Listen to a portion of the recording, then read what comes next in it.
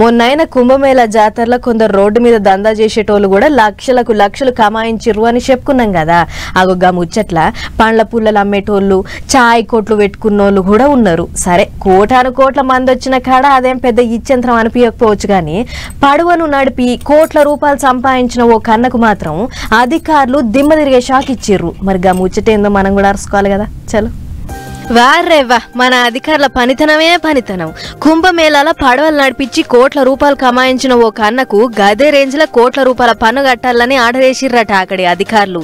ముచ్చటేందంటే కుంభమేళా జాతర నడిచిన 45 దినాలు పింటూ మహారా అనే అన్నోళ్లు నదిలో పడవలు నడిపించిర్రట.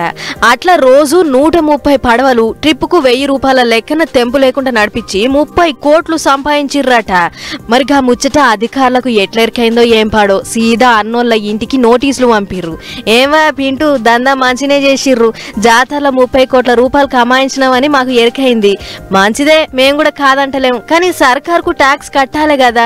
ఈగో పట్టని 12 కోట్ల 80 లక్షల పన్ను కట్టమని కాయిదాలు పంపిర్రట. దీంతోని అన్నోళ్ల ఇంటోళ్లు షాక్ అయ్యి షేక్ అయ్యిర్రు.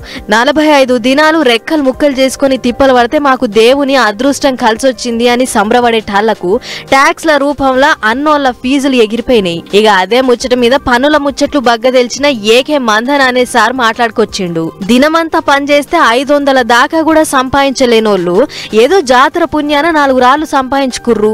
వాళ్లకు పడవల జోలి తప్ప ట్యాక్స్ల ముచ్చట్లు తెలివై. అసొంటోళ్లకు కోట్ల రూపాయల ట్యాక్స్ వేస్తే ఎట్లా, వాళ్లకు సంపాదించిన సుఖం లేకుండా చేసిర్రు అని రాసుకొచ్చిండు. ఇక గిదే ముచ్చట మీద అటు నెటిజన్లు కూడా మస్తు గరమైతుర్రు.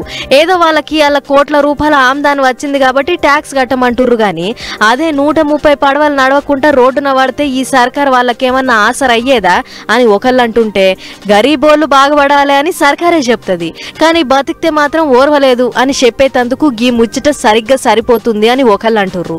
చూడాలి మరి గీ ట్యాక్స్ల పంచాది ఎట్లా దిగుతుందో.